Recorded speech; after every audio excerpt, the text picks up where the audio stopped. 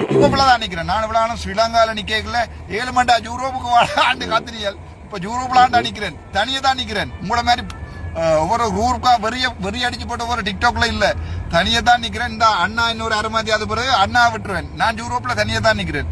முடிஞ்சாவா 1-on-1 பண்டியல் மாதிரி வராது. 1-on-1 முடிஞ்சாவா. வெக்கமா இருக்கடா உங்களை நினைக்க. நீங்க எல்லாம் ஒரு ஆம்பளை நினைக்கவே கல்யாணம் கட்டித்தான் இருக்கிறீர்கள் தெரியுமா? கல்யாணம் கட்டியாடா இருக்கிறீர்கள். பிள்ளைகள் இருக்காடா, பக்கத்து வீட்டுக்காரருக்கு தாய் சொல்லுங்க. நன்றி, வணக்கம். டாக்டர் அர்ச்சனா.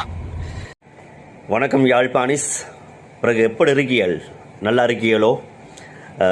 ஒரு காலத்தில் நாங்கள் கதைச்ச நாங்கள் பாரம்பரியம், தமிழ், கலாச்சாரம், வடிவ இருக்கினம், எங்களோட ஆட்கள் என்று மானம் மரியாதை தெரியுமல்லோ என்றதாக நாங்கள் கதைச்சு கொண்டு இருந்தினோம். என்ன ஆனால் கடந்த ஒரு ஆண்டாக எங்களுடைய மானம் மரியாதை இன்னும் பல விடயங்கள் பல இடங்களில் கப்பலறி கொண்டிருக்கு. நீங்கள் நம்புறீங்களோ இல்லையோ எனக்கு தெரியாது. ஆனால் இதுதான் உண்மை. ஏனென்று சொன்னால் எங்களோட பிள்ளையால் எங்களுடைய சனங்களுடைய மக்களுடைய பிள்ளைகளுடைய மானம் மரியாதை யாரோ ஒருவர் விற்று கொண்டிருக்கிறார்.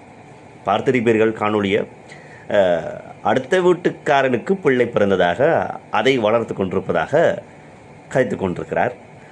அது மட்டும் இல்லாமல் டிக்டாக்கில் குடித்துவிட்டு போதை மாத்திரைகளை பயன்படுத்திவிட்டு நாங்கள் வாழ்கின்றோம் என்பதாக உங்களுடைய எதிர்காலம் வடக்கின் வெடிவெள்ளி முழங்கிக் கொண்டிருக்கின்றார் ஐரோப்பிய தேசத்தில்.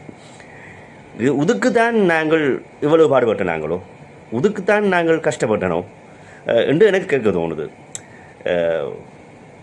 மன்னிக்கணும் உண்மையாகவே இந்த பேச்சில் நான் பேசுகிறதுக்கு. ஏன்னா என்னுடைய ஆதங்கத்தை இப்படி தான் நான் காட்டலாம். யோசிப்போம்.